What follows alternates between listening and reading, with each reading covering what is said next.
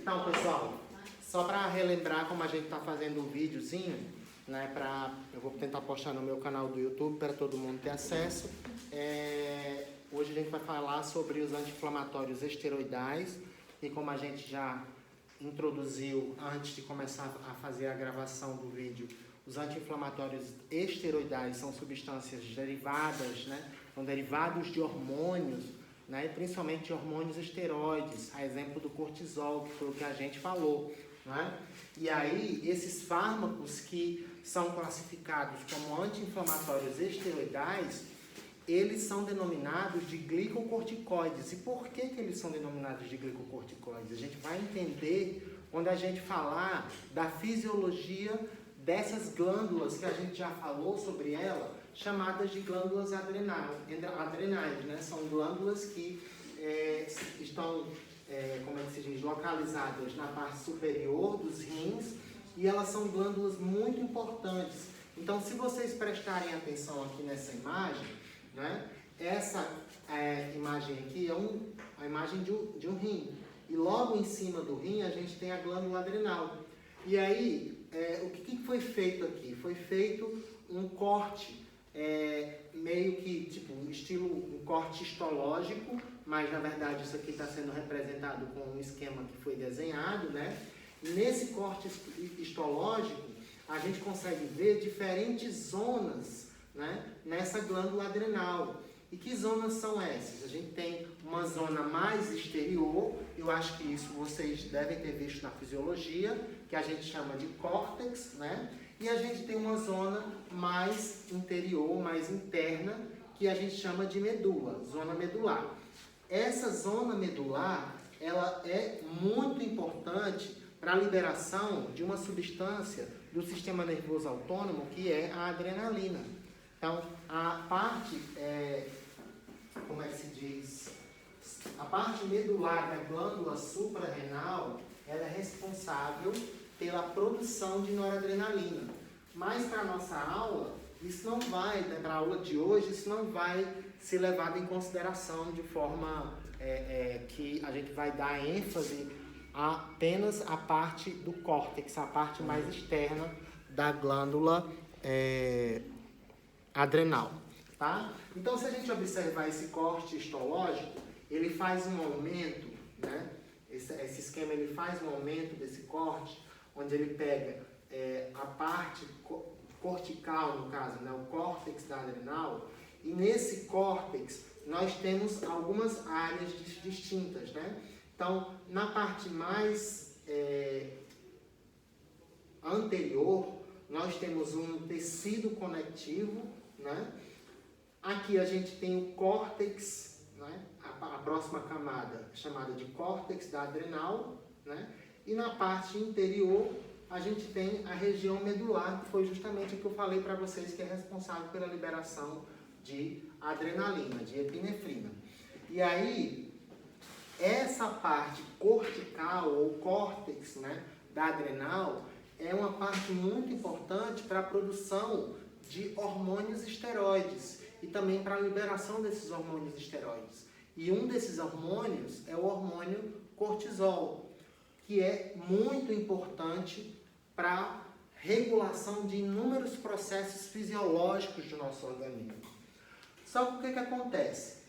Quando a gente precisa, o nosso organismo ele precisa do cortisol, ele vai ser liberado mediante estímulos. E o cortisol, na verdade, ele é liberado mediante estímulos diariamente. É tanto que eu já falei para vocês que existem momentos, né? Ou existe um momento durante o nosso dia em que o cortisol ele é mais liberado da glândula adrenal, do córtex da adrenal, do que em outra área do dia. Qual seria?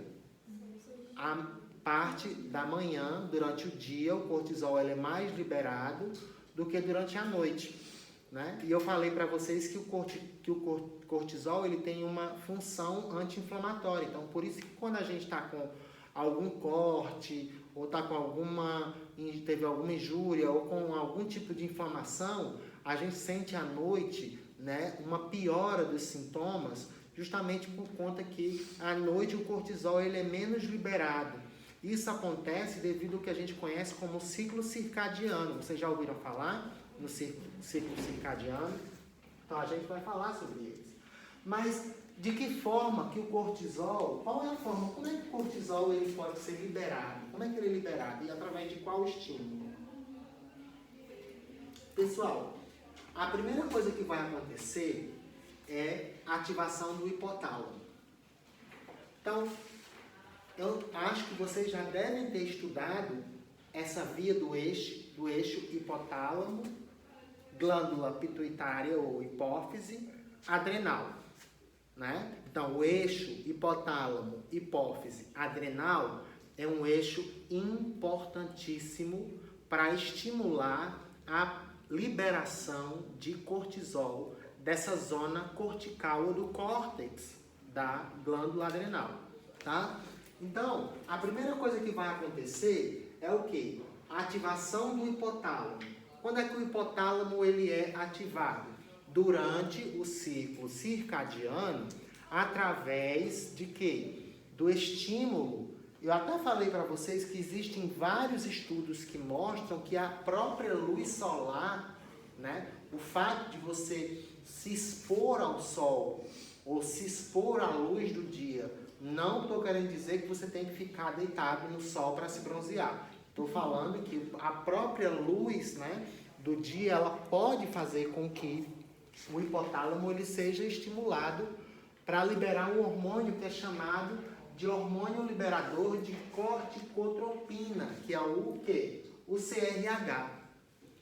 E esse CRH, ele agora, como é um hormônio, ele vai percorrer o seu caminho em direção a uma outra glândula que atualmente tem uma nomenclatura modificada, que é chamada de pituitária agora, mas que também é chamada de hipófise. Então, quando o hipotálamo é ativado, ele libera o CRH e vai lá para onde? Para a hipófise. E quando ele chega na hipófise, o CRH, ele estimula a hipófise para liberar o ACTH. E o que é o ACTH? É o hormônio que estimula justamente a produção de esteroides, né, de hormônios esteroides, né, os corticoesteroides nas glândulas adrenais. Ou seja, esse hormônio ele é chamado de hormônio adrenocorticotrópico. Tá? Por que ele é chamado de hormônio adrenocorticotrópico? Porque ele vai agir aonde? Nessa zona cortical aqui, que a gente falou anteriormente, estimulando a liberação de hormônios esteroidais. E esses hormônios, eles podem ser divididos em duas classes. E aí é muito importante que vocês prestem atenção nisso. Quais são essas classes? Mineralocorticoides. Já ouviram falar em mineralocorticoides? E em glicocorticoides. Perdão. Então, nós temos, através da ativação do eixo hipotálamo, hipófise e córtex da adrenal, né, com a ação principal do hormônio adrenocorticotrópico, que estimula diretamente o córtex adrenal, nós vamos ter o quê? A liberação do córtex, no córtex, o córtex da adrenal, ele vai liberar hormônios que são divididos em duas classes. A primeira classe é a classe de hormônios chamados de mineralocorticoides e a segunda classe é a chamada de hormônios glicocorticoides. E aí a gente precisa falar da diferença desses dois tipos de hormônio, dos mineralocorticoides e também dos glicocorticoides. Mas antes da gente entrar nesses detalhes, vamos falar um pouquinho do que seria o ritmo circadiano, né?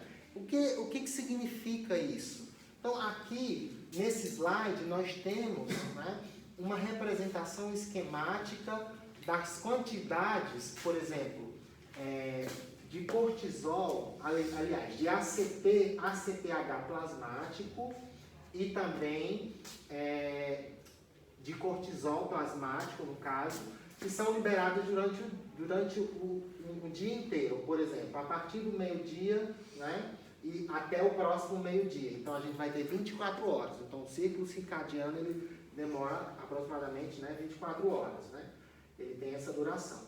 Então, se a gente olhar para a quantidade de hormônio adrenocorticotrópico que é liberado pela hipófise, é lógico que como ela estimula o córtex da adrenal para liberar o cortisol, ela vai aumentar ou reduzir também da mesma forma que o cortisol tem a sua liberação aumentada ou reduzida, não é isso? Então, se a gente observar, olha só, durante o meio-dia, né, a gente tem uma liberação de hormônio adrenocorticotrópico que vai variando, mas é uma liberação, como é que se diz, relativamente alta, né, em relação às concentrações plasmáticas em picogramas por ml. E aí o que acontece? Chega um momento onde à noite, olha só, 20 horas, às 20 horas ocorre uma queda brusca na produção desses hormônios, aliás, desse hormônio, né, da liberação do hormônio adenocorticotrópico. E aí, se nós temos a redução desse hormônio no nosso organismo, da produção e liberação dele, menos ou mais cortisol vai ser liberado? Menos cortisol vai ser liberado. Então, se vocês observarem, das 20 horas, né, que é quando a gente, na maioria dos países, na maioria das cidades do Brasil, inclusive, né, onde a gente tem, como é que se diz, os momentos do dia bem definidos, né, como manhã, tarde, noite. Existem países que, durante, por exemplo, o verão, não tem noite. A noite é muito pouco tempo, então passa o ano quase todo com sol, o verão quase todo com sol, e ao contrário de outros que ficam no escuro por muito tempo. Por exemplo, eu viajei agora e lá nos Estados Unidos eles estão entrando no inverno, e aí anoitece muito cedo, tipo 3:30 da tarde, está começando a anoitecer, e amanhece muito tarde, só amanhece por volta das 8, 9 horas da manhã. Então, essas diferenças, elas também influenciam muito na questão do ritmo circadiano, e é importante a gente falar que no nosso país uma vantagem muito grande é que nós temos essas estações, na verdade, esses momentos do dia bem definidos, independentemente da região, né? A gente tem manhã, tarde, noite, bem definido. Às vezes, por exemplo, por conta do horário de verão, a noite ela só começa, né, aqui no Rio de Janeiro, por exemplo, no estado do Rio e também na capital, começa a anoitecer depois das 7:30 da noite, né? Mas isso por conta do horário de verão. Então, durante o verão, mesmo durante o verão ou durante o inverno, a gente tem essas variações, e isso é importante porque eu já falei para vocês que o ritmo circadiano, ele é o quê? Um período de aproximadamente 24 horas, sobre o qual se baseia o ciclo biológico de quase todos os seres vivos. Então, quase todos os seres vivos têm que ter esse ritmo circadiano ocorrendo normalmente, porque esse ritmo circadiano ele é muito importante como um sinalizador para a liberação de hormônios no nosso organismo. Eu acho que eu já falei aqui na turma que durante a manhã ou durante a luz do dia, né, quando a gente está exposto à luz do dia, a gente tem uma maior quantidade de hormônio cortisol sendo liberado da nossa glândula adrenal, do córtex. Mas à noite, a gente tem um outro hormônio que é aquele que faz a gente crescer. Por isso que a mamãe e o papai falam, olha só, você tem que dormir, você precisa dormir para você crescer. E eles não estão falando algo fictício, é algo real. Por quê? Porque durante a noite, ao contrário do cortisol, à noite a gente tem uma maior produção de que hormônio? O hormônio do crescimento. Então, por isso, e principalmente quando a gente está dormindo. Então, crianças em fase de crescimento e adolescentes, é muito importante que eles tenham um sono regular, né? Uma quantidade de horas, né, de sono regular, para que eles possam, né, desenvolver e produzir, liberar uma quantidade suficiente de hormônio de crescimento para que eles cresçam da forma que deve crescer, né, de forma fisiológica. tá? E aí, o que acontece?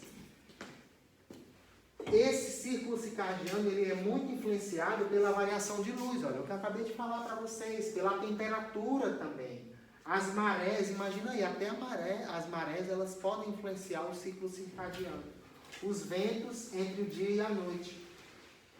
E aí, quando a gente fala do hormônio adrenocorticotrófico e também do cortisol, e se o adrenocorticotrófico é liberado, ele vai, muito provavelmente, ou quase que 100% de certeza, ele vai ativar o córtex da adrenal para liberar o cortisol, essa concentração, ela é maior nas primeiras horas da manhã.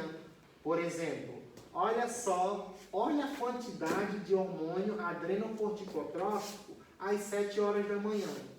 Ele atinge um pico máximo, é uma quantidade enorme. Então, é uma substância que eu já falei para vocês que tem um efeito anti-inflamatório muito evidente, não é?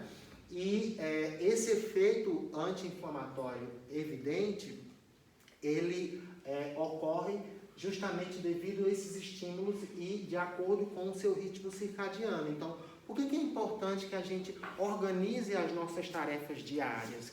Que a gente faça um cronograma de nossas tarefas diárias? Que a gente faça uma espécie de cronometragem, né?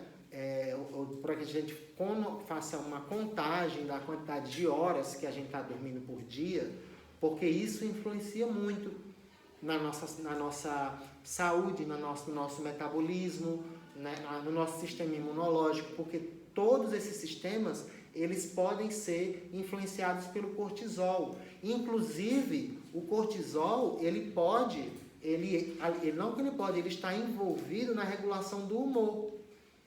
E muitos pacientes que têm depressão têm níveis de cortisol alterados. Então, o cortisol, ele não age somente como hormônio anti-inflamatório, que é o nosso foco da aula de hoje. Ele também age em outros processos fisiológicos, principalmente metabólicos, tá? E aí, existem alguns distúrbios, algumas doenças que estão relacionadas a uma maior liberação de cortisol pela glândula adrenal ou a uma menor liberação de cortisol a glândula adrenal.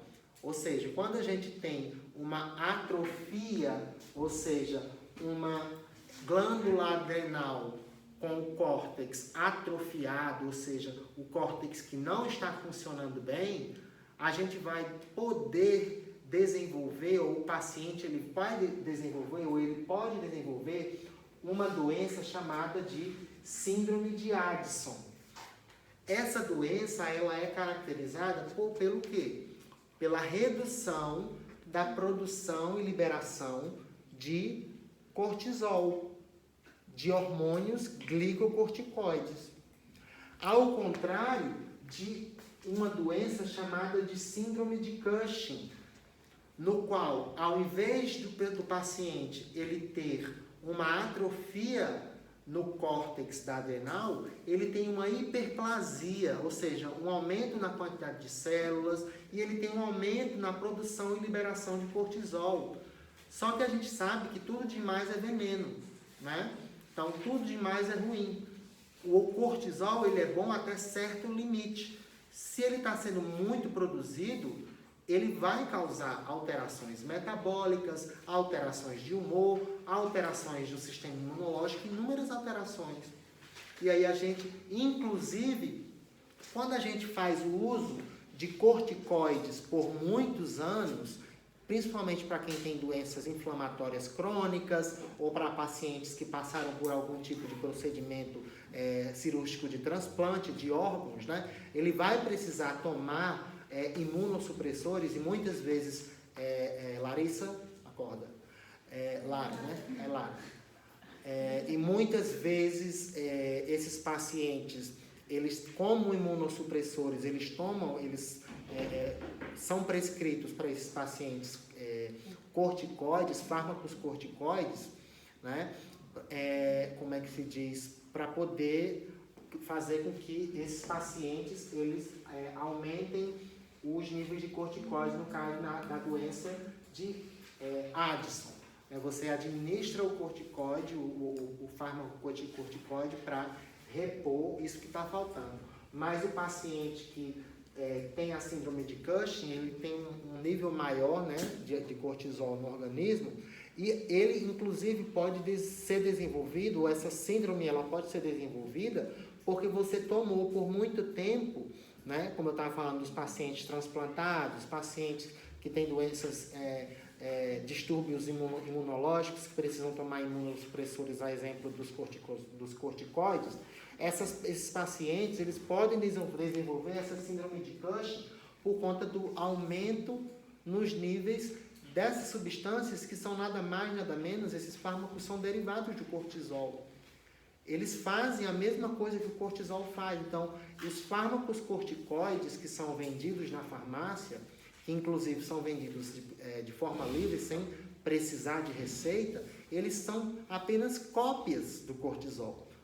Né? Alguns são mais potentes, outros são menos potentes. Então, o que varia entre um e outro é muito mais relacionado à farmacocinética e também à interação fármaco-receptor. O que é que eu estou querendo dizer? Se o fármaco ele tem uma afinidade maior, ou se ele tem uma potência maior, ou uma eficácia maior sobre esses receptores, então a gente tem uma lista de fármacos corticoides que se diferenciam justamente por conta dessas diferenças farmacocinéticas e interações, né, fármaco-receptor. Mas o mecanismo de ação desses fármacos vai ser sempre o mesmo, que é o que a gente vai estudar depois, tá?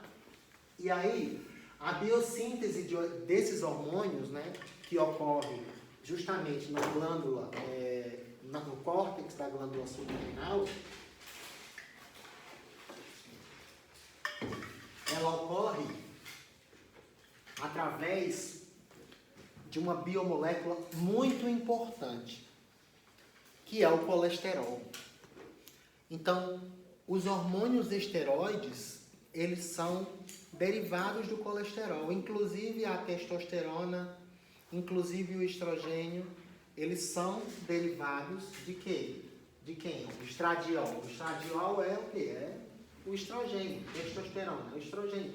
Progesterona também é derivado do colesterol. Então, o colesterol é uma biomolécula muito importante, que eu acredito que vocês tenham visto na bioquímica isso. É uma biomolécula muito importante, é um lipídio muito importante, que compõe, né, a estrutura de membranas celulares, está presente nas membranas celulares, mas também serve como substrato para a síntese de hormônios esteroides.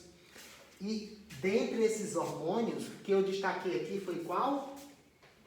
O cortisol, que é o que a gente vai estudar.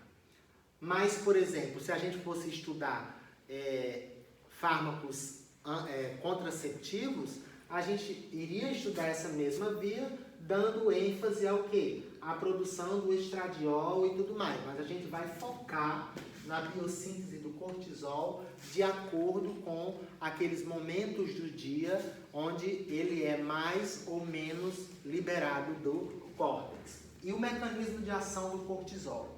Então, o mecanismo de ação do cortisol, pessoal, eu vou precisar desenhar para vocês, porque ele também é um mecanismo que ocorre de forma sequencial, mas todo mundo aqui já é muito bem familiarizado com esse mecanismo, porque nós já estudamos esse receptor. Então, eu tenho aqui, por exemplo, uma célula que vai ser o alvo do cortisol. O que é preciso, e eu gostaria que vocês me respondessem, o que é preciso, qual é a característica principal? Vou desenhar aqui o cortisol de vermelhinho. Deixa eu ver se está dando para o pessoal. Vocês estão vendo aí, pessoal? Vou desenhar mais para cá. Tá vendo, né? Então, o que é preciso para que... Qual a principal característica desse hormônio que ele precisa para penetrar essa célula?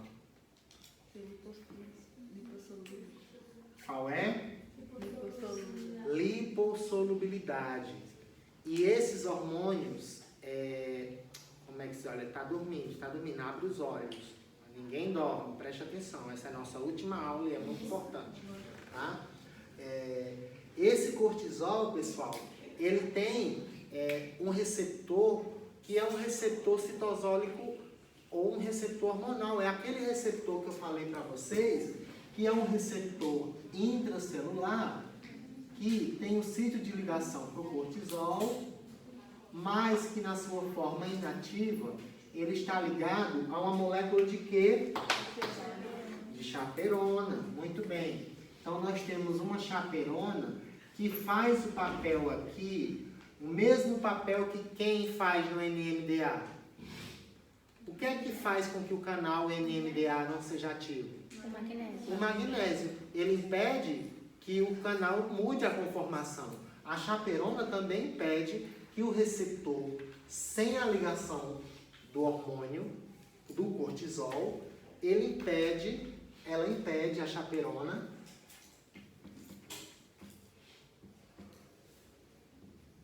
ela também é chamada de proteína de choque térmico ou proteína de choque térmico, mas ela é muito mais conhecida como chaperona. Então essa chaperona, ao estar ligada aqui, ela vai impedir que o receptor saia do seu estado de repouso. Então ele não vai ter mudança conformacional. Mas aí o que foi que aconteceu? Nós tivemos lá em cima, o quê? Nós tivemos o hipotálamo,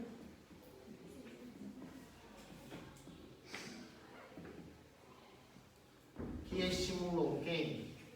Não dá mais para ir para lá.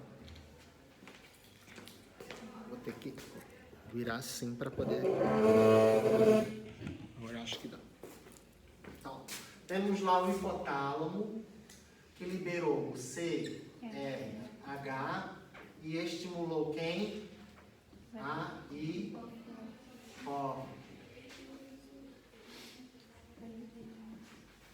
A hipófise libera quem? ACTH, que é o hormônio adrenocorticotrófico. E esse hormônio adrenocorticotrófico, lá na nossa glândula suprarrenal,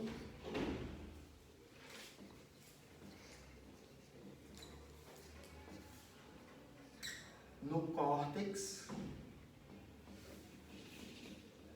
região cortical, vai estimular o quê? A produção de dois tipos de hormônios. Hormônios que são denominados de quê? De glicocorticoides, mas também estimula a produção de hormônios que são classificados como mineralocorticoides. E qual a diferença disso? Os mineralocorticoides, eles estão bastante envolvidos na regulação hídrica ou de água, na quantidade de volume plasmático que o nosso organismo possui. Então ele regula muito, né, a eliminação de água, ou como é que se diz, um excesso de hormônio mineralocorticoide pode fazer com que você desenvolva edema, com que você aumente o peso por conta desse edema. E o principal hormônio mineralocorticoide que eu posso dar um exemplo para vocês é quem? É o... ai meu Deus, agora sumiu na minha cabeça. Aldosterona. Muito obrigado.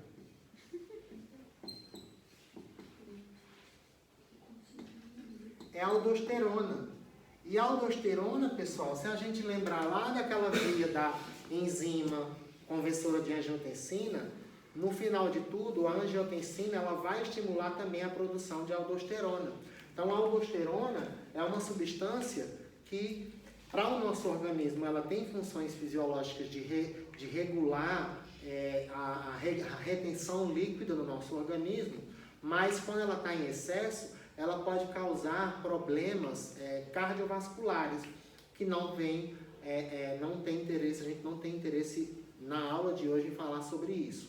O que a gente precisa falar hoje é sobre os hormônios produzidos no córtex da suprarrenal, que são os glicocorticoides, porque os mineralocorticoides, eles são mais explorados em aulas de fármacos que agem no sistema cardiovascular, a exemplo dos antihipertensivos e também dos fármacos que são utilizados para o tratamento da insuficiência cardíaca, tá?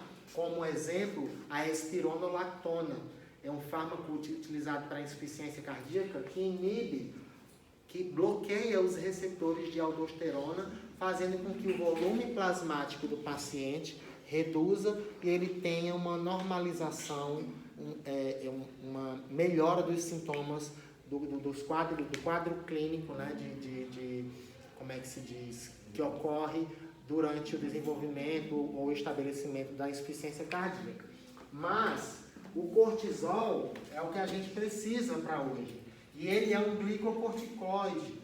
Então, sempre que vocês ouvirem falar em glicocorticoide, pode ter certeza que essa substância é uma substância derivada do cortisol. Ou ela é derivada do cortisol, ou ela tem uma estrutura química muito semelhante à estrutura química do cortisol, tá? E aí o que acontece? A gente tem estímulo do hipotálamo, hipófise vai estimular o córtex da suprarrenal, produziu o cortisol, liberou. O que é que o cortisol ele vai fazer? Ele é lipossolúvel ou ele é hidrossolúvel? Ele é bastante lipossolúvel.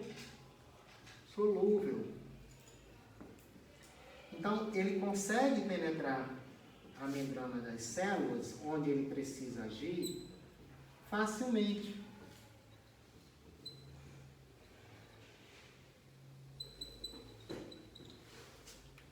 Quando ele entra na célula, é aquele receptor lá, o quarto receptor que a gente estudou na aula de farmacodinâmica.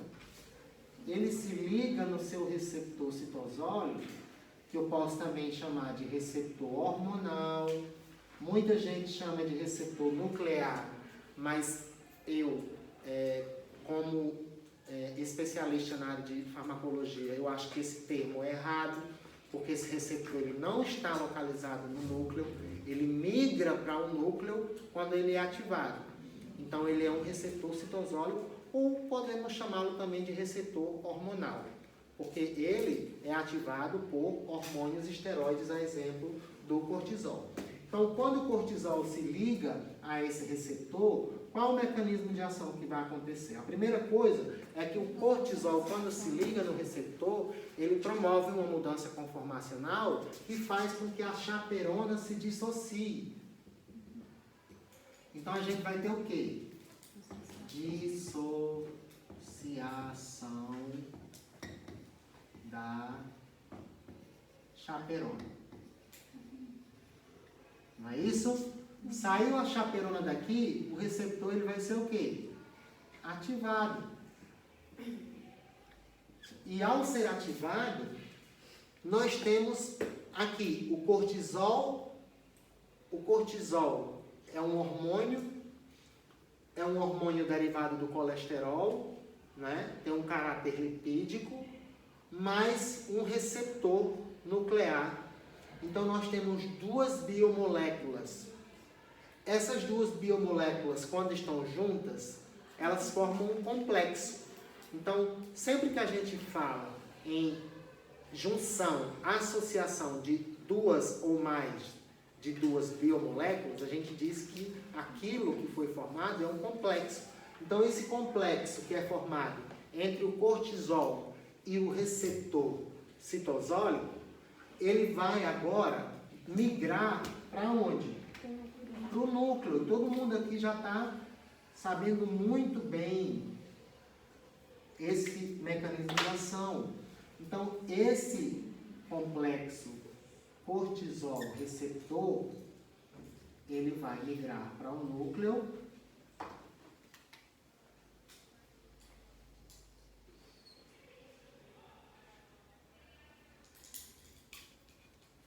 E ao migrar para o núcleo, ele vai estimular... O que é que a gente tem no nosso núcleo? Principalmente. Nós temos DNA. E o que mais? O que mais que a gente tem no núcleo? DNA e o quê? Esses são nucleotídeos responsáveis por qual processo? Transcrição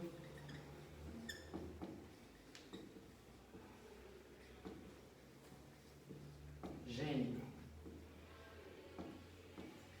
Essa transcrição, ela ocorre na maioria das vezes para a síntese de quê? Como vocês são maravilhosos, adoro vocês assim. Para a síntese de proteínas.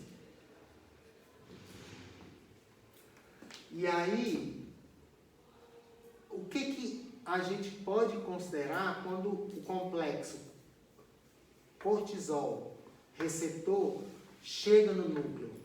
Quando o cortisol o complexo chega no núcleo, ele vai fazer o quê? Ativar fatores de transcrição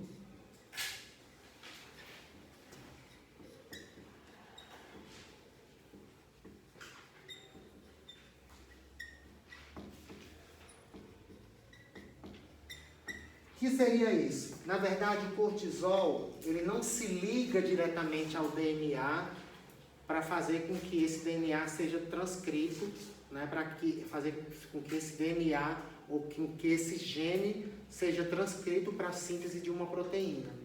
O cortisol mais o seu receptor, eles formam um complexo para quê? Para que quando eles cheguem no núcleo, esse complexo, ele vai fazer com que haja ativação de fatores de transcrição. E o que é que um fator de transcrição faz? Estimula ou inibe a transcrição gênica? Estimula a transcrição gênica. Então, o cortisol, ele é um hormônio que estimula a produção de que tipo de biomolécula? Proteína, gente. Professor, qual proteína? Inúmeras. Inúmeras proteínas. Só que para a gente, o que vai importar é a produção de uma proteína chamada... Vocês lembram? Anexina A1, ou, um pouco retrógrado esse termo, lipocortina. E o que é que a anexina A1 ou lipocortina fazem? Aí eu vou precisar fazer um link daqui para cá. Vou ter que afastar isso daqui para o pessoal do vídeo ver.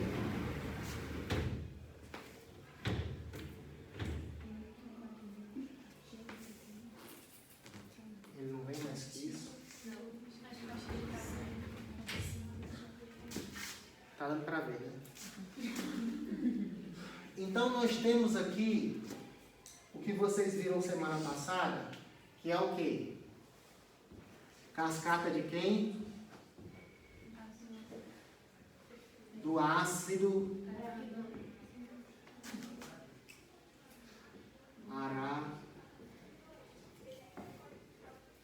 araquidônico. O que que acontece, por exemplo, eu tenho aqui uma célula, eu vou desenhar isso tudo aqui que eu estou delimitando, é uma célula, tá, pessoal? E essa célula, ela é o quê? Ela é uma célula do sistema imune, que é por exemplo, macrófago. O que é que esse macrófago faz? Quando ele chega na região... Vocês lembram que eu falei para vocês da dor neurogênica e da dor inflamatória? Então, quando ocorre a dor inflamatória, o macrófago, ele chega lá, ele é convertido de monócito em macrófago, ele sofre um processo de maturação, se transforma em macrófago, e o que é que ele vai fazer? A injúria faz com que ele migre para a região que foi injuriada, e aí esse ácido araquidônico ele vai ser produzido porque existe uma enzima que é chamada de quê? Fosfolipase A2. Pessoal, o que é que uma fosfolipase faz? Eu queria que vocês falassem algo. Não entendi. Não, ela não fosforiza. Ela faz clivagem de lipídios, né? Fosfolipase, lip de lipídios, ase de clivagem, tá? Fosfolipase.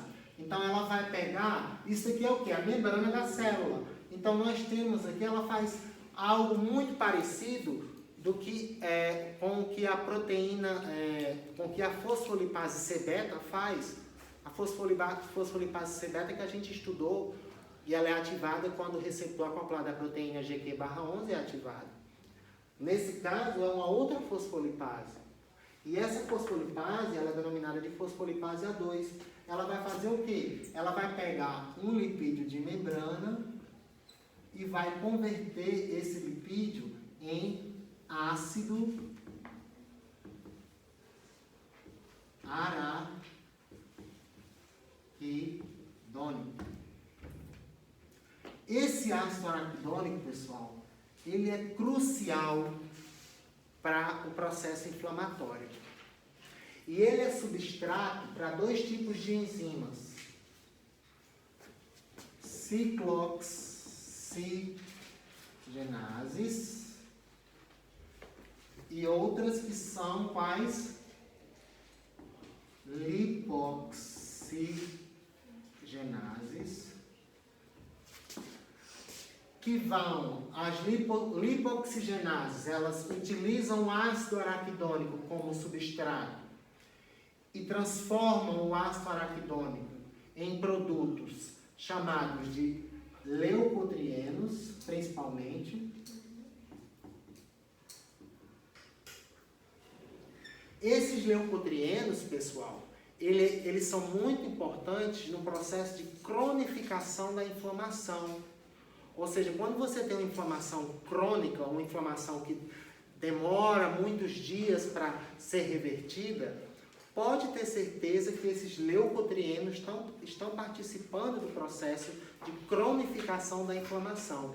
Mas no momento em que você tem aquela dor neurogênica que passa para a fase inflamatória, esses leucotrienos não têm tanta função. Ou seja, eles têm uma função mais tardia. E, inclusive, pacientes asmáticos que têm broncoconstricção, eles produzem muito leucotrieno. Por isso que a gente não pode prescrever para pessoas que têm DPOC ou asma ou qualquer outro tipo de doença pulmonar obstrutiva ou inflamatória, a gente não pode prescrever AINES para esses pacientes. Porque se a gente prescreve AINES, vai acontecer algo, um fenômeno que eu vou mostrar para vocês daqui a pouco, que vai agravar o quadro clínico desse paciente. Mas vamos continuar aqui na cascata do ácido araquidônico, que é muito mais complexa do que o que eu estou fazendo aqui, mas vocês viram na semana passada e está lá no livro, tá? Então nós temos a produção a partir de lipoxigenases, nós temos a produção de leucotrienos, e aí eu vou colocar aqui um asterisco, que eles são responsáveis pela cronificação da inflamação.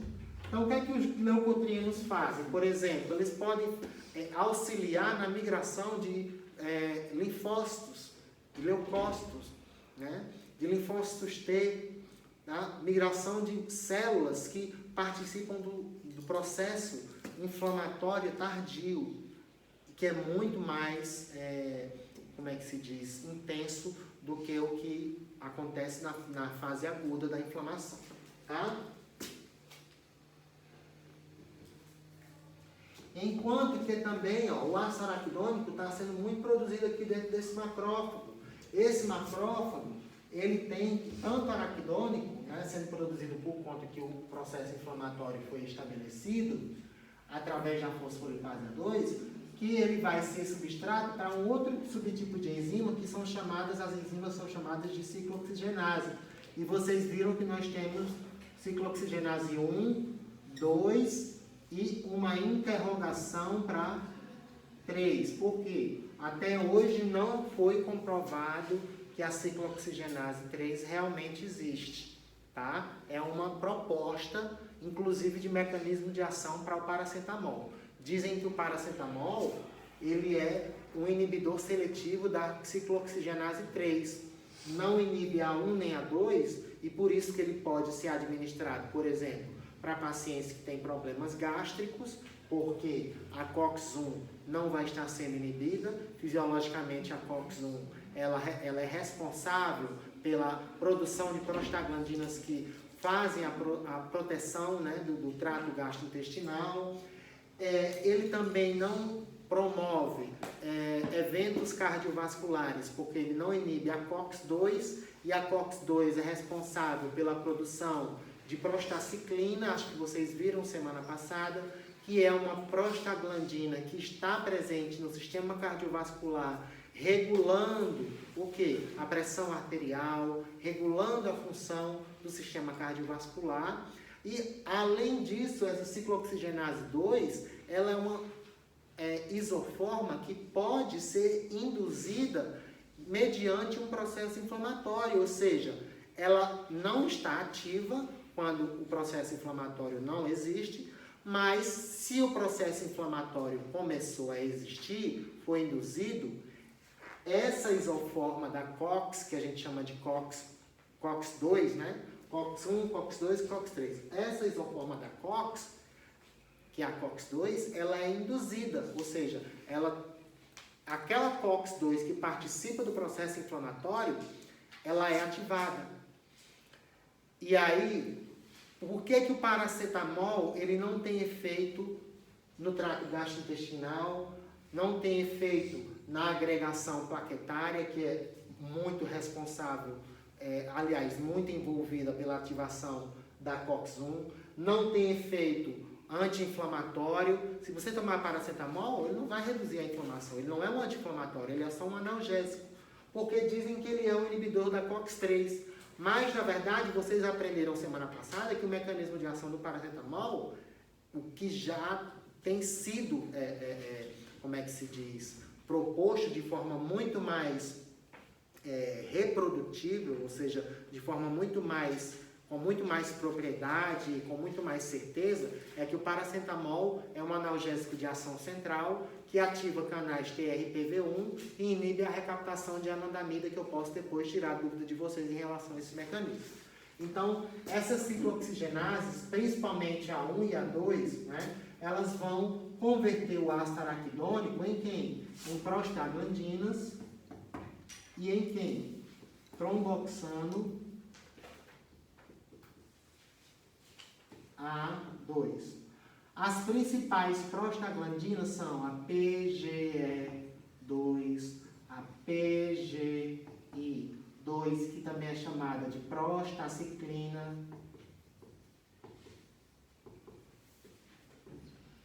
a PGF2-alfa, tá?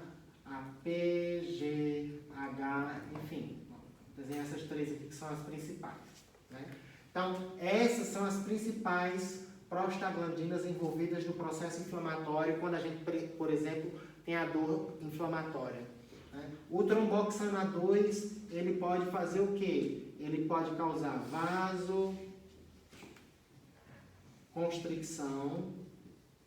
Essa vasoconstricção aumenta ou reduz a pressão arterial? Aumenta a pressão arterial. Além disso, ele promove agregação plaquetária, ao contrário do que faz a prostaciclina. A prostaciclina, eu não vou escrever isso, vocês anotem no caderno, ao contrário do tromboxano A2, ela faz vasodilatação e ela inibe a agregação plaquetária, tá? Então, pessoal, o que acontece? Quando essas prostaglandinas elas são produzidas, elas vão sair do macrófago Eu vou desenhar elas como P. E aqui, olha o que é que eu tenho aqui, ó. Toda vez que eu desenho esse osso de cachorro, isso representa o quê? Neurônio. Mas qual é o neurônio responsável pela dor? Nosso setor de primeira ordem, vamos supor.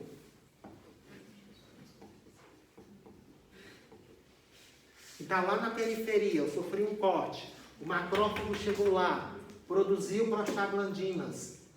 O que é que essas prostaglandinas fazem? São liberadas dos macrófagos e simplesmente nesses receptores que carregam a dor, os nossos setores, elas têm receptores acoplados à proteína G estimulatória. 1, 2, 3, 4, 5, 6, 7.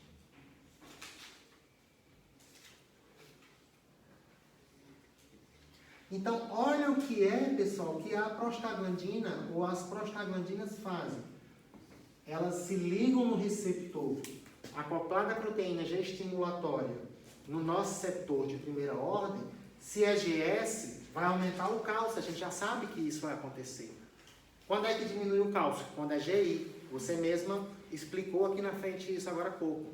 Então, sempre no neurônio, quando o receptor é metabotrópico acoplado a GS, você vai ter aumento de cálcio. Se é acoplado a GI, vai ter redução do cálcio. Tá? E aí, se você aumenta o cálcio nesse nosso setor, lá no corno dorsal, quais são os neurotransmissores que vão ser liberados para você sentir dor? Substância P e glutamato. Então, por isso que o macrófago e as células inflamatórias, ao ativarem seus receptores, né, nos nossos setores, a gente sente dor, que é um sinal cardinal da inflamação. A outra coisa que a gente sente, febre. Por quê? Porque essas prostaglandinas também conseguem ser produzidas em regiões que regulam a temperatura corporal no sistema nervoso central. Além disso, a vermelhidão, o edema. Por exemplo, quando a gente sofre uma queimadura, não forma uma bolha cheia de água, aquele edema é um sinal também de inflamação. Por quê? Houve um aumento da permeabilidade vascular. Isso aqui é imunologia pura. Tá? E aí, aonde é que eu estou querendo chegar? Eu só estou querendo dizer para vocês que isso tudo que acontece pode ser reduzido através da administração de fármacos. Por exemplo, AINES.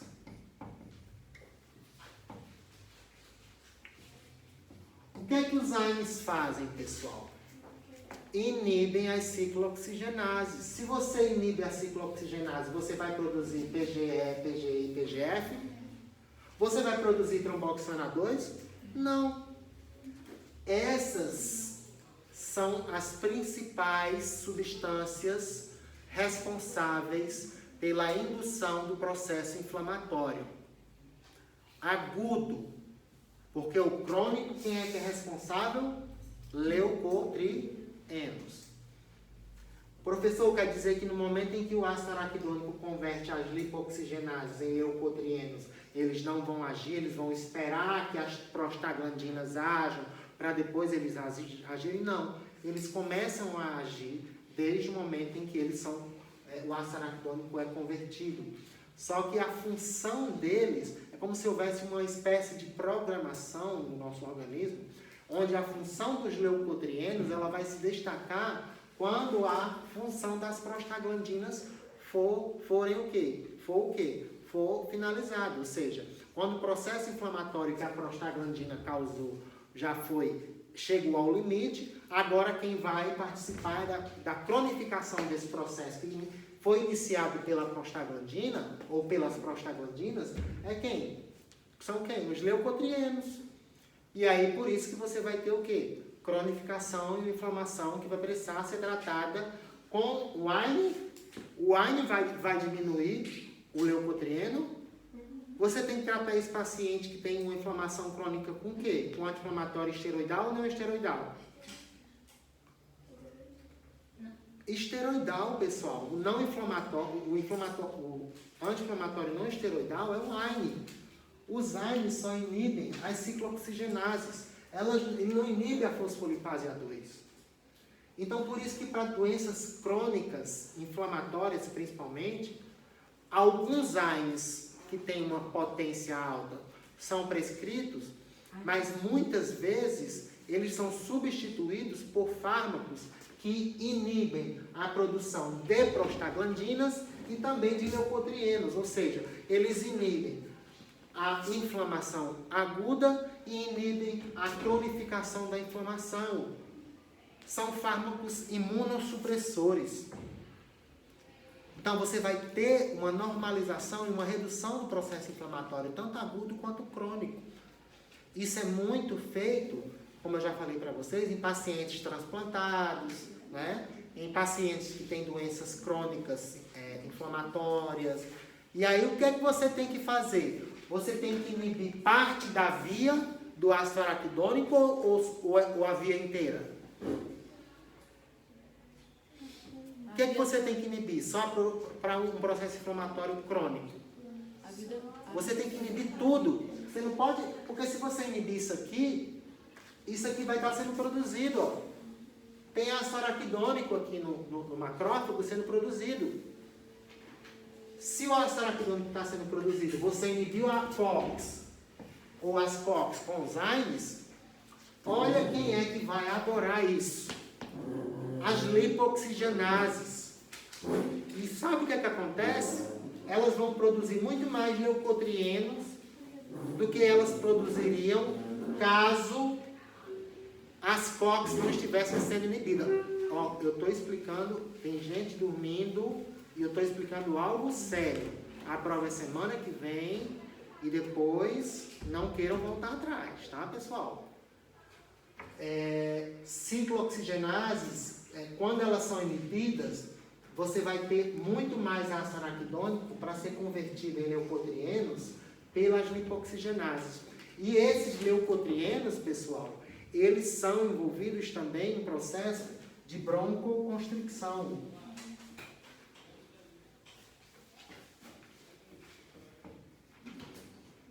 Então, por que eu não posso prescrever um AINE para um paciente asmático? Muito importante vocês, dentistas, saberem disso. Porque se o paciente... Fazer anamnese e perguntar ao paciente: tem problemas respiratórios obstrutivos crônicos? Sim. Não prescreva AINES.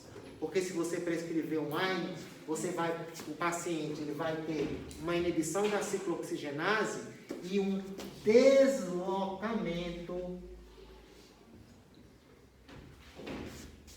do metabolismo do ácido araquidônico, se transformando em substâncias broncoconstrictoras como os leucotrienos, ou seja, você vai deslocar a conversão do ácido araquidônico para a síntese de leucotrienos.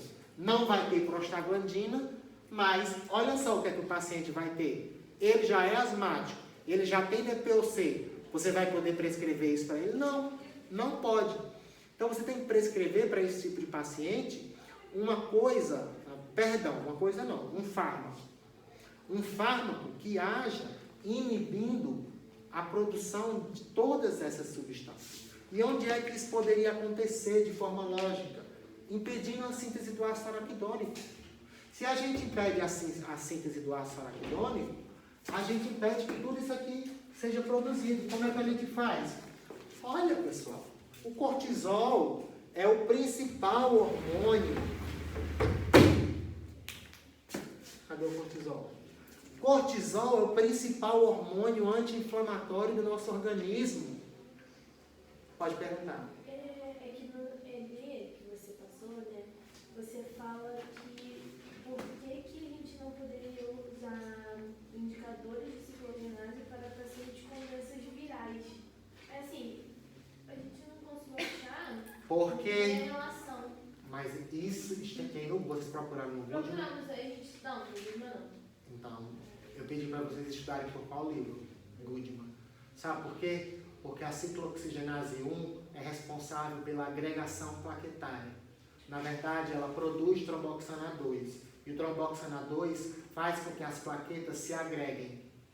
Quando o paciente tem uma doença viral, como por exemplo dengue, chikungunya, zika, ele tem uma redução na quantidade de plaquetas. Inclusive, existem pacientes com esse tipo de doença viral que precisam de transfusão de sangue, doação de plaquetas, porque as plaquetas são destruídas pelo vírus.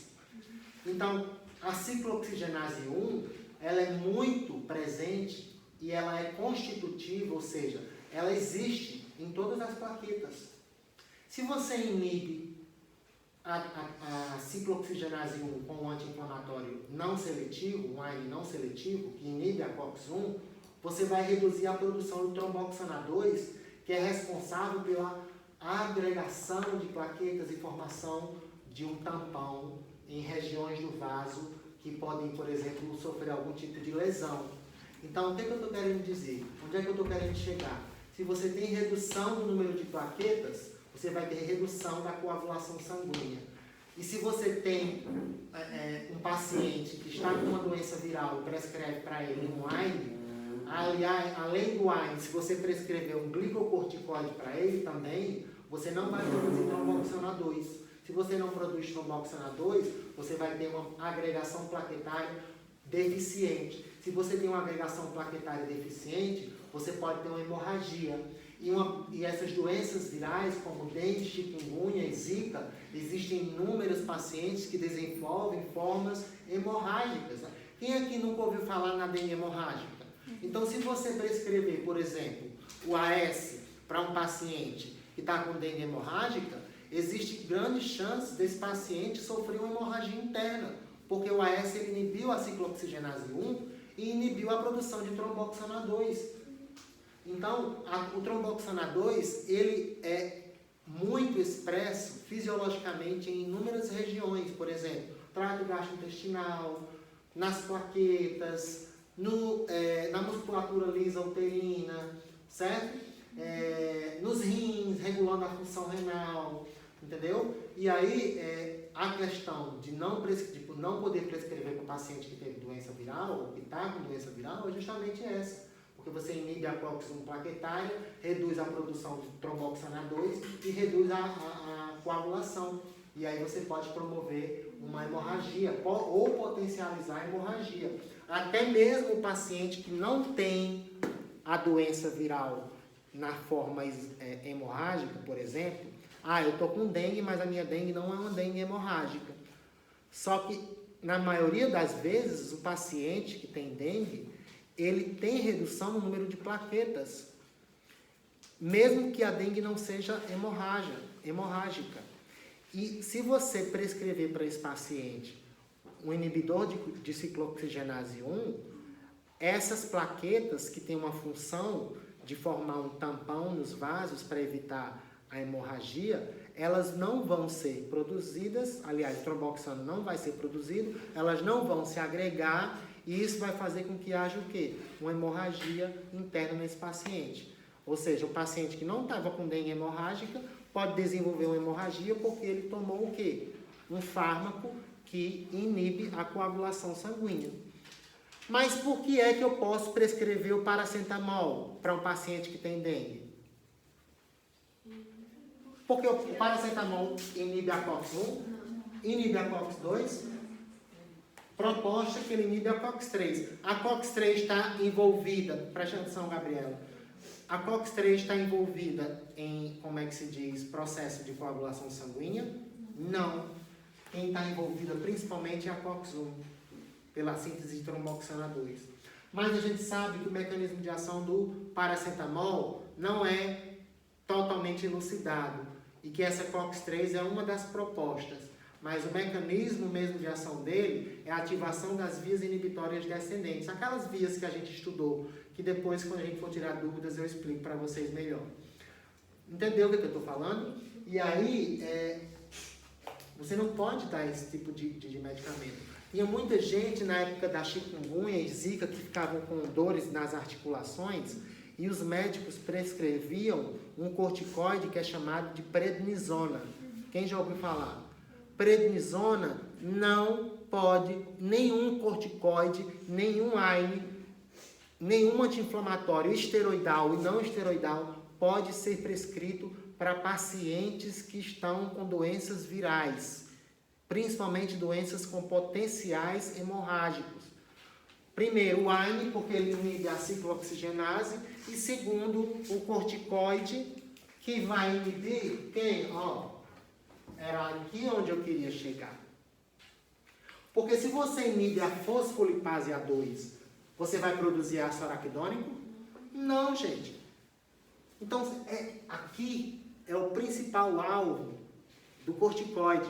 Aí você fala, professor, então o cortisol, que foi produzido lá na zona corticoide, né, do córtex da adrenal, ele vai, como é que se diz? Ele vai agir diretamente inibindo a fosfolipase A2? Não.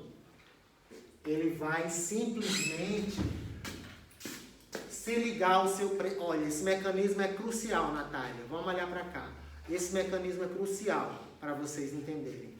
Qual a diferença do mecanismo de ação de um anti-inflamatório esteroidal para um anti-inflamatório não esteroidal, que foi o que vocês viram semana passada?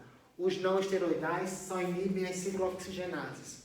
O esteroidal inibe a fosfolipase A2, você não vai produzir ácido araquidônico. Nada disso aqui vai acontecer. Desculpa. Nada disso aqui vai acontecer. O que eu estou falando aqui é que nada disso aqui vai acontecer. Você ouviu eu falando. Nada disso aqui vai acontecer. Mas, como é que isso acontece? É porque o cortisol vem aqui. Muita gente acha que é o cortisol quem vem aqui e inibe a fosfolipase A2, mas não é ele. Porque o cortisol, o mecanismo de ação dele é qual? Ele vem aqui numa célula que, por exemplo, é responsável pela produção como é que se diz, de proteínas como anexina A1 ou lipocortina. E o que é que o cortisol ele vai fazer? Se liga no seu receptor e estimula, prestem atenção, estimula a transcrição gênica de uma proteína chamada de anexina A1 ou lipocortina. E é essa proteína que vai vir aqui e vai inibir a fosfolipase A2. Acabou. Esse é o mecanismo de ação dos glicocorticoides. Quem não entendeu? Eu entendi. Eu só não entendi qual seria o benefício de você bloquear a fosfolipase A2 e não acontecer nada daquilo ali. O benefício de você... Então, uma dúvida da Gabriela, que eu vou falar alto para caso alguém queira também, né, tenha essa dúvida, é o porquê que... qual o benefício da gente inibir a fosfolipase A2 para a via inteira ser inibida, ao invés de inibir só a ciclooxigenase, não é isso? Porque se você inibe só a ciclooxigenase, você está inibindo apenas o processo inflamatório agudo. Mas não dá para você inibir só a lipoxigenase?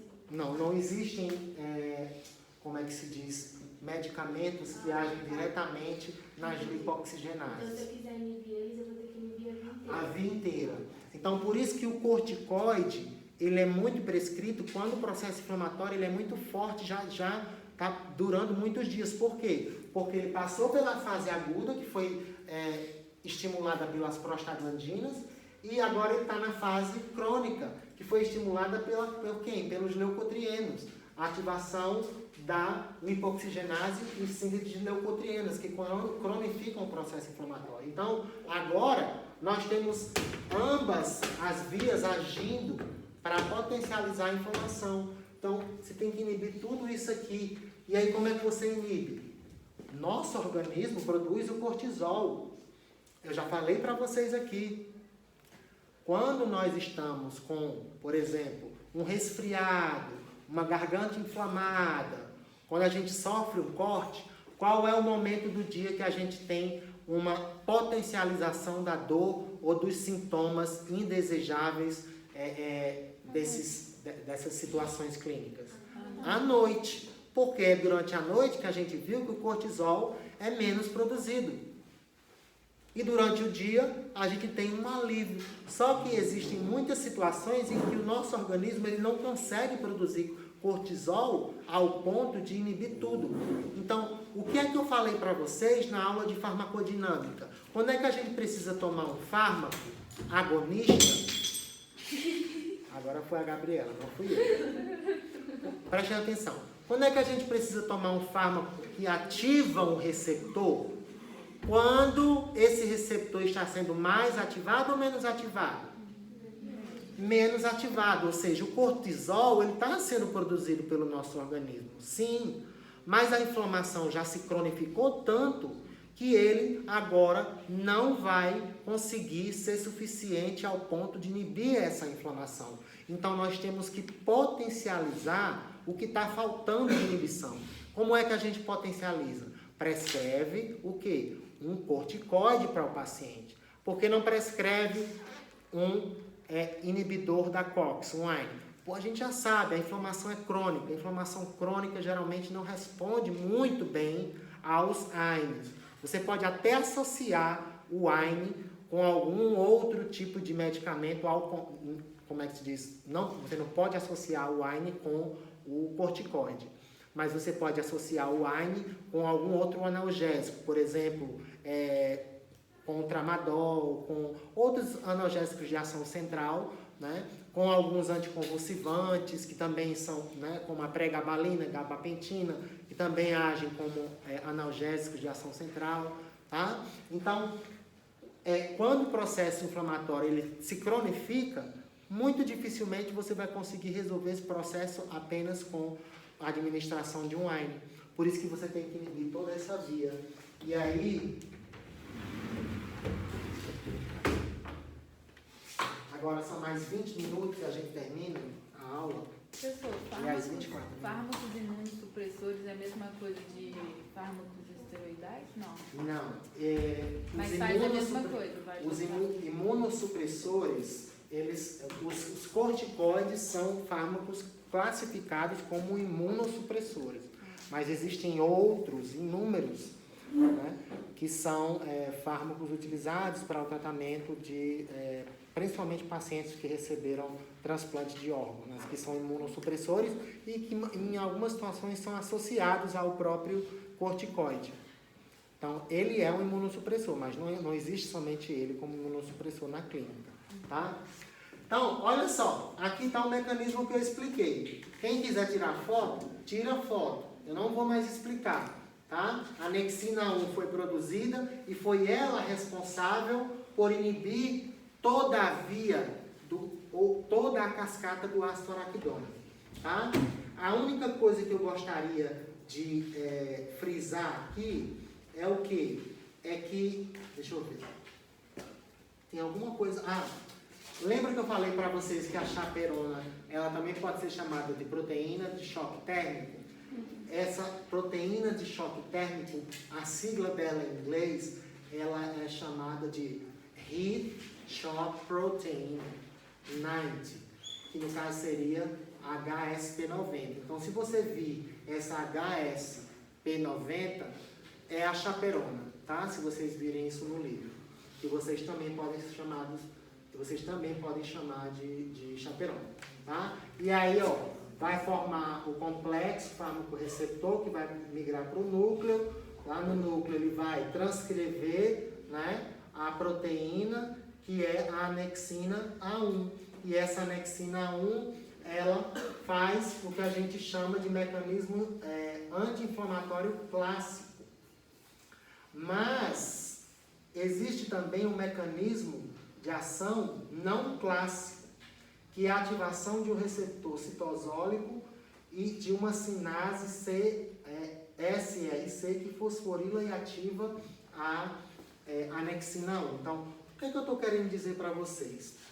Isso é um pouco complicado de se explicar, mas o mecanismo de ação dos corticoides ou dos glicocorticoides não é apenas promovido pela produção da anexina 1 e inibição de quem? Da cascata do ácido araquidônico. Essa anexina 1, eu tenho aqui o receptor.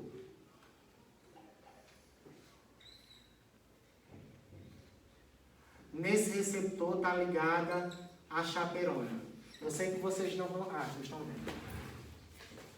Chaperona. Mas também, nesse receptor, existe uma proteína que faz parte de um complexo que é chamada de CSRC,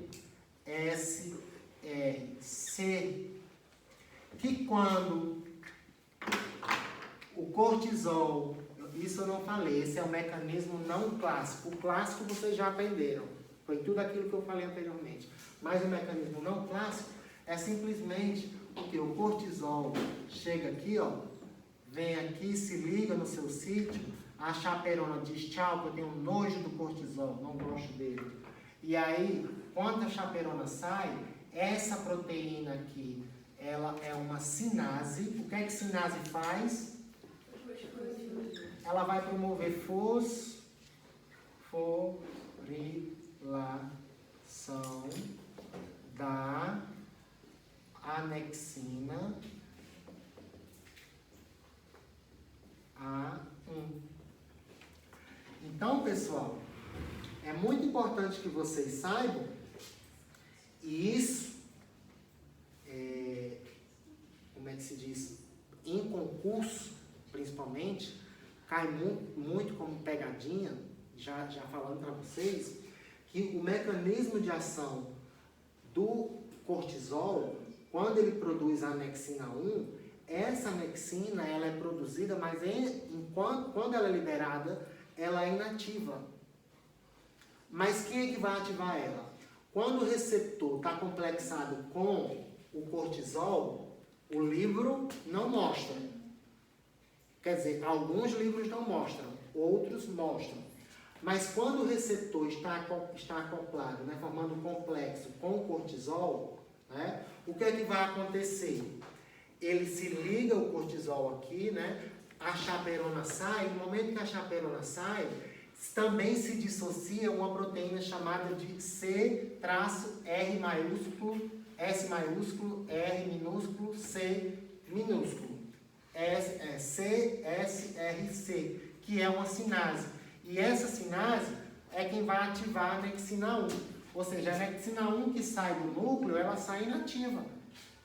E ela só vai ser ativada quando essa sinase que estava complexada com o receptor antes inativo é dissociada e aí ela fosforila a anexina 1 e a anexina 1 fosforilada é ativada, ela sai da célula e vai para onde? Lá para o macrófago, para as células do sistema imunológico, inibir a cascata do ácido araquidônico. Vocês entenderam o que eu quis dizer?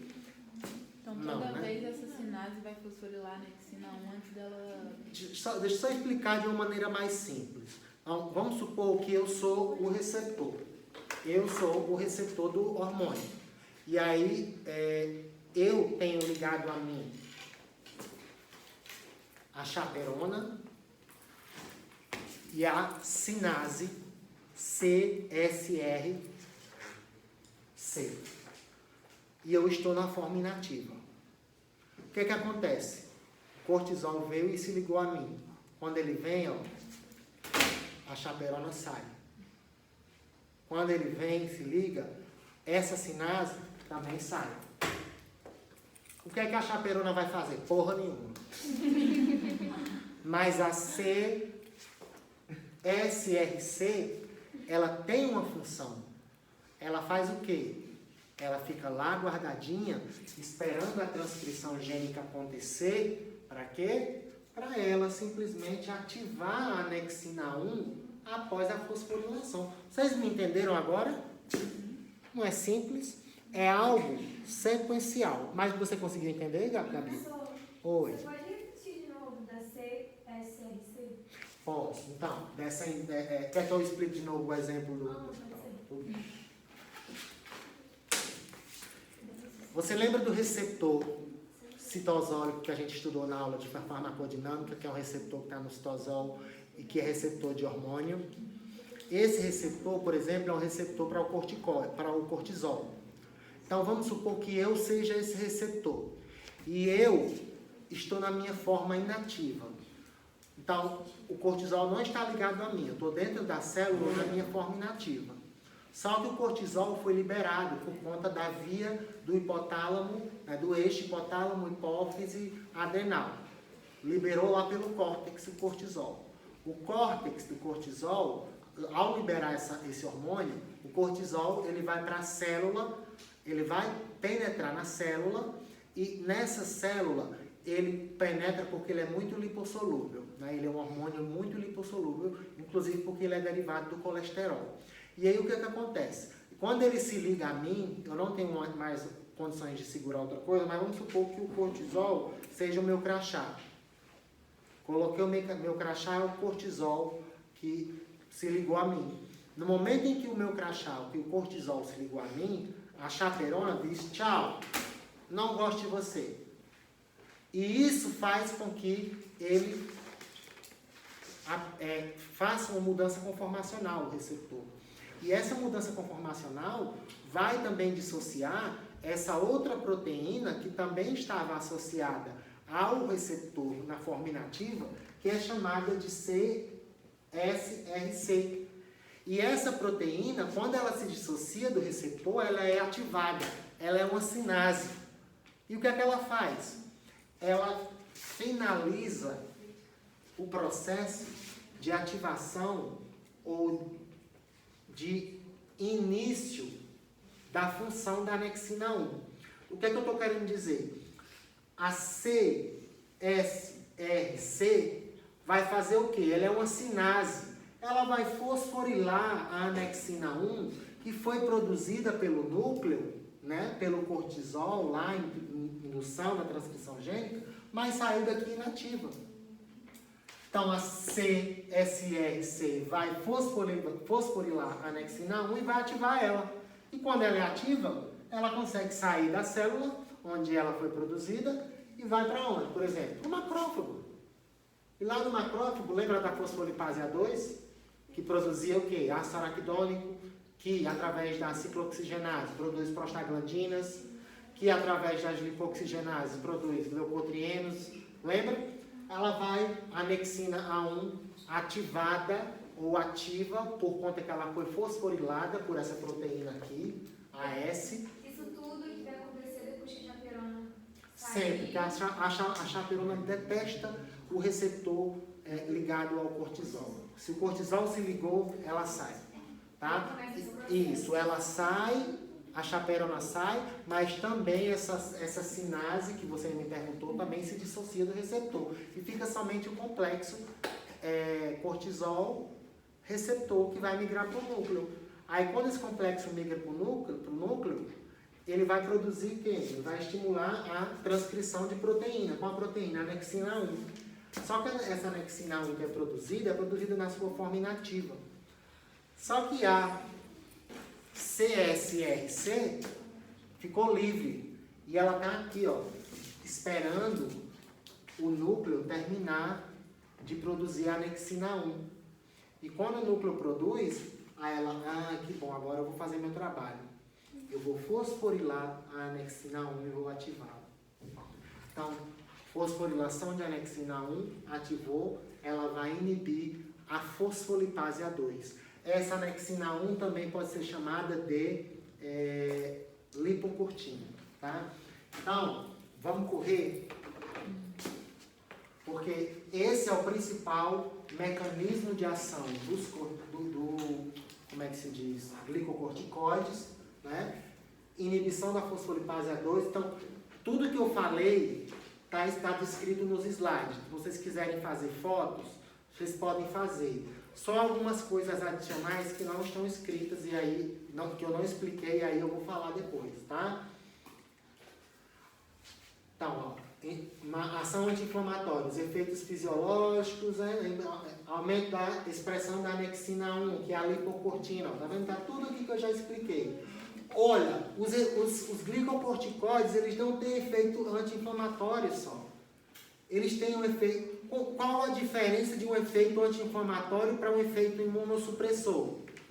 Alguém sabe me dizer? Quando você reduz a inflamação, você está reduzindo um processo crônico ou agudo? Agudo. E quando você reduz a atividade do sistema imunológico de forma crônica, você está reduzindo o quê? Você está diminuindo a ação do sistema imunológico, inibindo células que produzem citocinas, como, por exemplo, linfócitos, né? E aí, quando você inibe esse tipo de célula, você está suprimindo o sistema imunológico. Por isso que os AINES, eles não podem ser considerados como imunossupressores. Eles só são considerados como anti-inflamatórios, porque eles agem apenas na fase aguda da inflamação. Quando a gente parte para a parte crônica e a substância age inibindo ou reduzindo a cronificação da inflamação, o que acontece? Ele é um fármaco que pode ser classificado como um imunossupressor.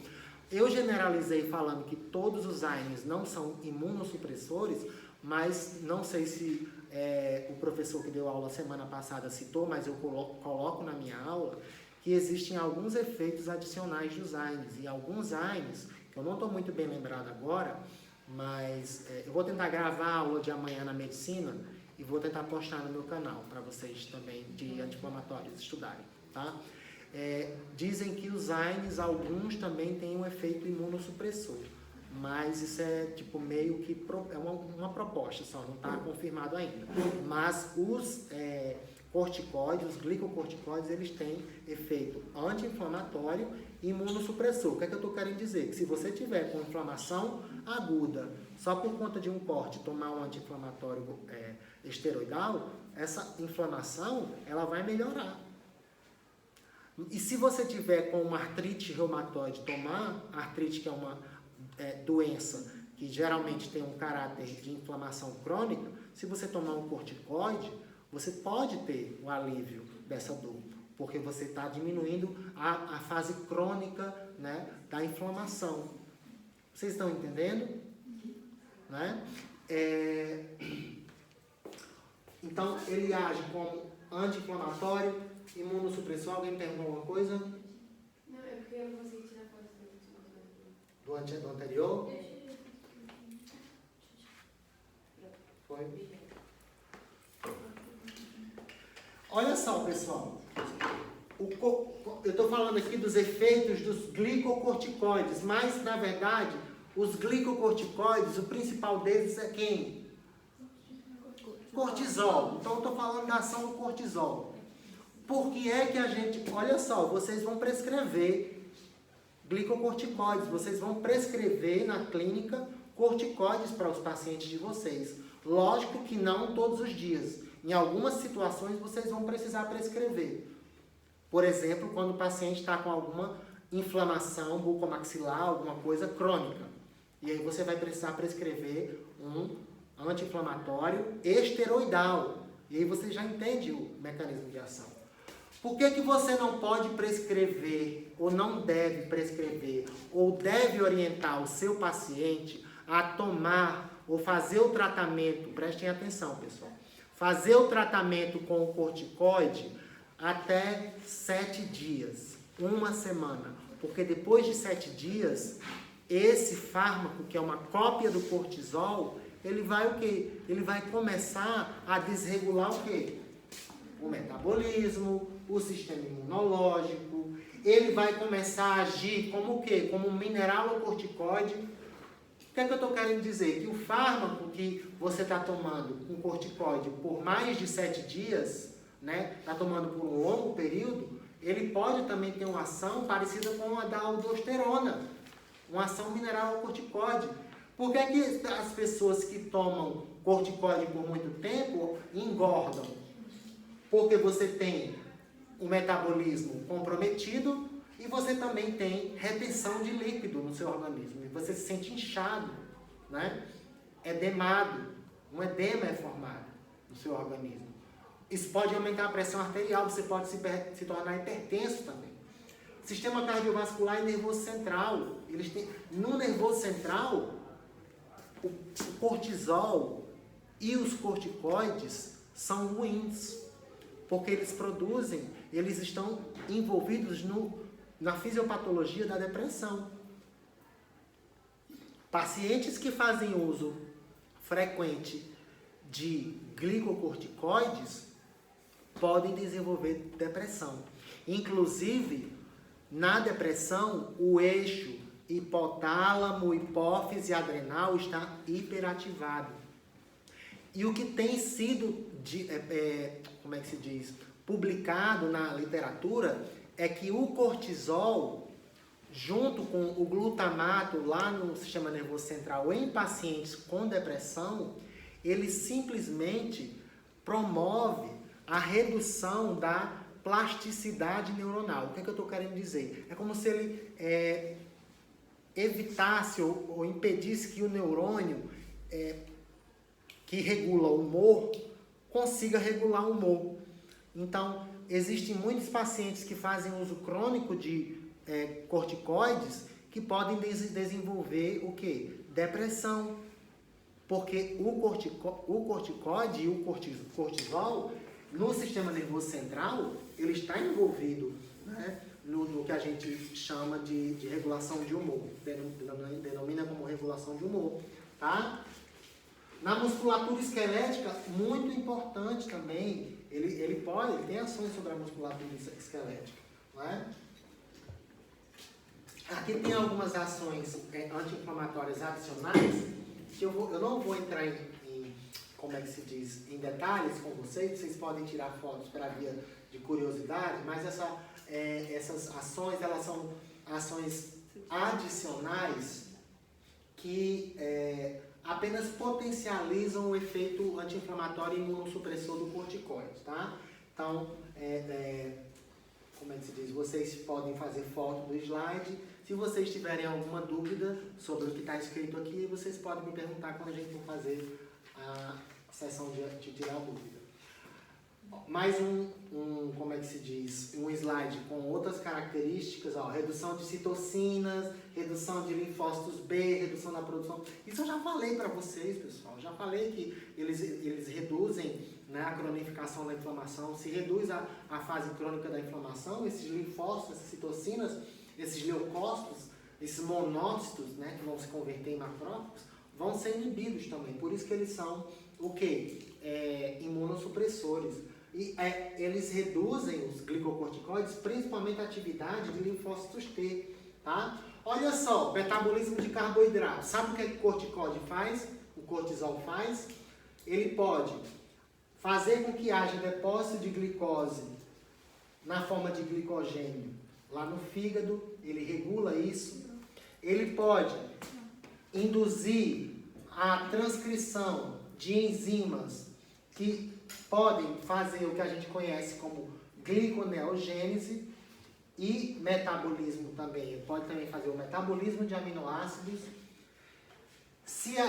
Outra coisa, ó, catabolismo periférico, ele pode reduzir o uso da glicose e aumentar a degradação de proteínas e aumentar, né, de forma desordenada a lipólise, reduzir a captação de glicose no tecido adiposo, pele. Então, olha quantos processos metabólicos esses corticoides pode causar. Então, por isso que ele não pode ser tomado em longo prazo, se você não precisar tomar ele em longo prazo.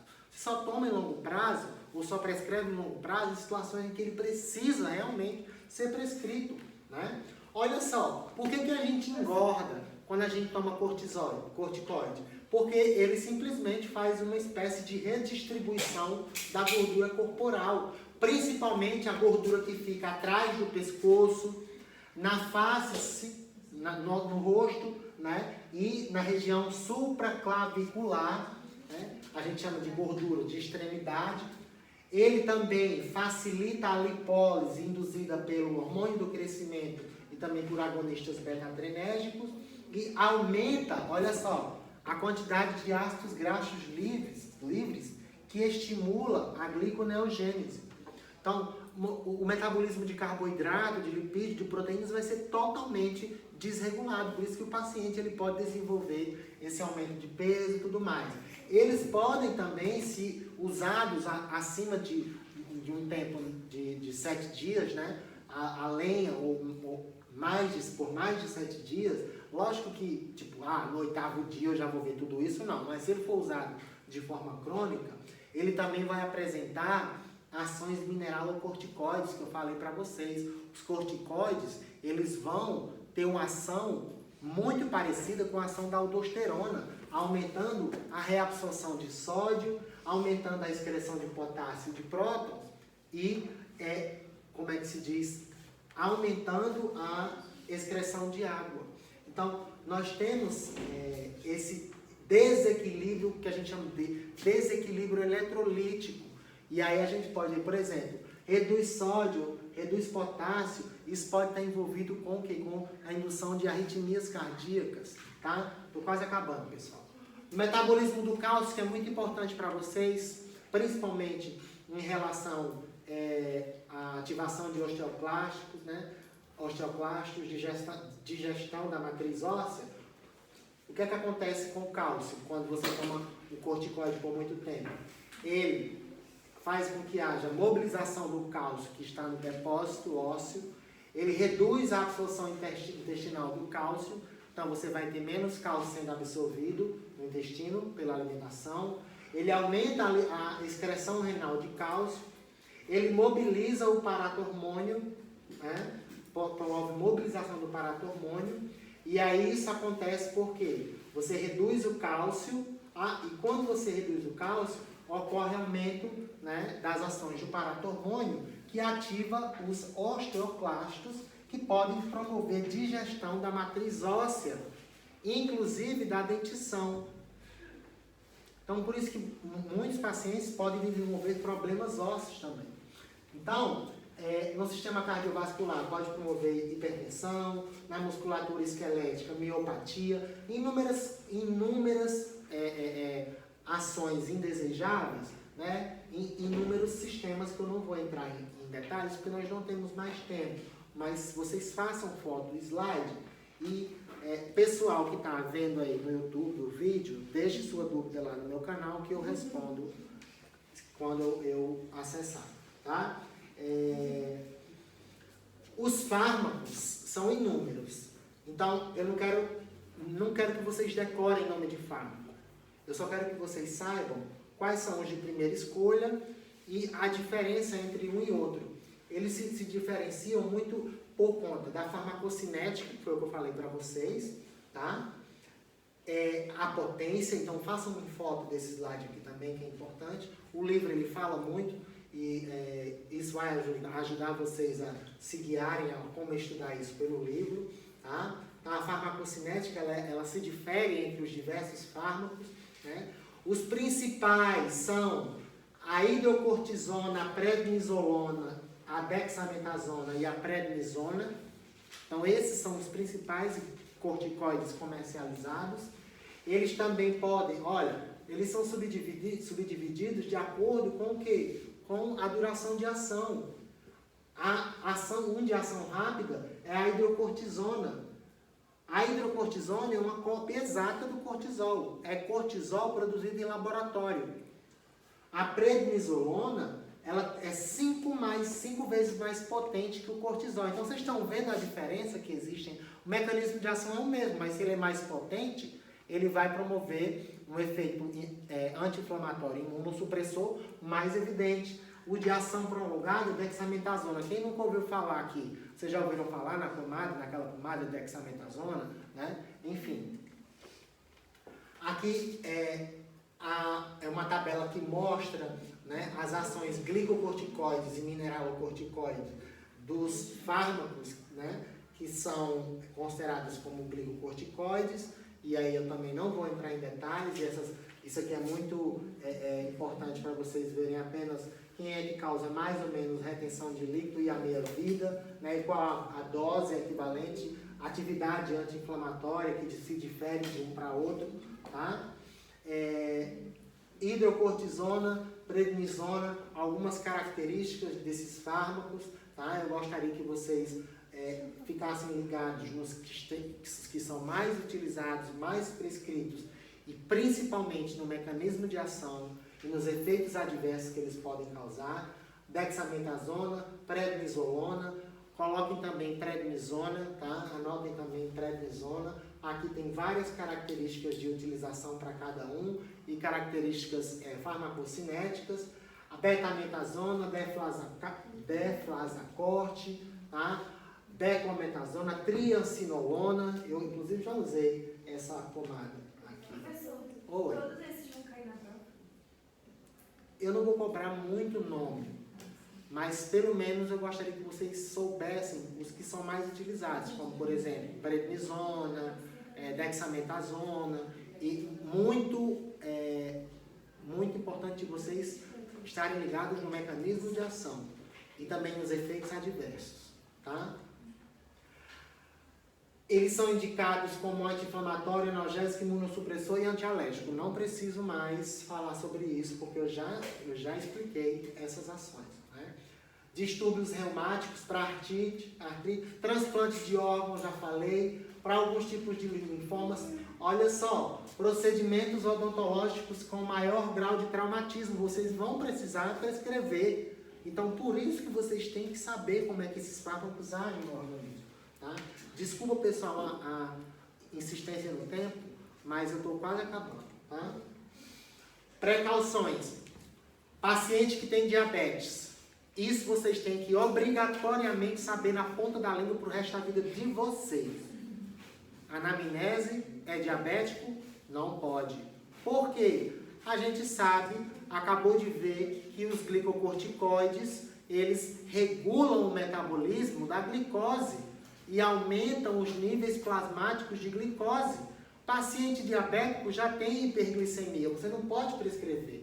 Paciente hipertenso não pode, por quê? Porque você vai ter aumento de quê? Do líquido plasmático, do volume plasmático, retenção de líquido.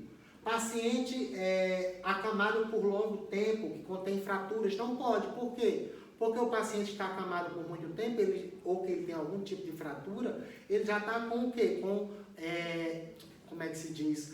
A constituição óssea daquela região que foi traumatizada, né? Reduzida. E a gente viu que, em longo prazo, a absorção do cálcio pelos ossos, né, vai ser reduzida. Então, isso pode ser comprometido. Em pacientes que são imunodeprimidos, por exemplo, pacientes portadores de HIV/AIDS, é preciso ter cuidado, porque ele já tem um sistema imunológico comprometido e aí o glicocorticoide pode reduzir mais ainda, suprimir mais ainda a inflamação e o sistema imunológico. Coagulação, pessoal, mesma coisa que eu expliquei para Gabi, que eu expliquei para todos vocês. Por que a gente não pode também prescrever, Gabi? Por que a gente também não pode prescrever corticoide para paciente que tem doença viral? Porque não vai produzir tromboxanadores. A mesma coisa, só que é lógico que o mecanismo é diferente. Tá?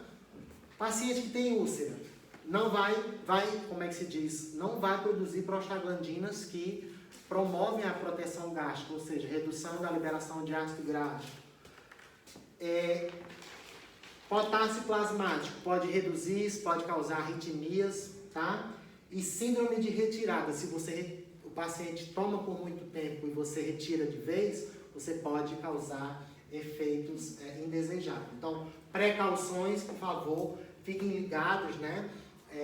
Geralmente, os AINES, eles são de primeira escolha para quando vocês, dentistas, forem prescrever, né, para inflamação. Se o AINE não resolver o que vocês querem resolver, vocês prescrevem os glicocorticoides para o uso de apenas, né, ou no máximo 7 dias, porque depois disso os riscos, né, de desequilíbrio fisiológico do metabolismo pode começar a se evidenciar. E isso daqui, pode ter certeza que é questão certa de concurso, tá? Não estou dizendo que é questão certa da minha prova, não sei. Cuidado em pacientes com virose, dengue, chikungunya. Eu preciso dizer de novo por que não, né? Efeitos adversos, mecanismos de transativação. O que é que isso quer dizer? Esses corticoides, eles podem transativar outras vias que não estão envolvidas somente com a inflamação. Eles transativam outras vias que são relacionadas à manutenção do metabolismo, tá? Efeitos anti-inflamatórios e imunossupressores por conta de mecanismos de transrepressão, ou seja, redução da, como é que se diz, da inflamação. Efeitos adversos em inúmeros tecidos, né? Sistema cardiovascular, nos olhos, Então, muitas coisas podem acontecer como efeitos adversos. Eu gostaria que vocês focassem também nesses efeitos adversos. Tá? Uma síndrome, para quem toma corticoide por muito tempo, é a síndrome de Cushing. Vocês têm que saber. E ela é uma síndrome chamada de síndrome iatrogênica.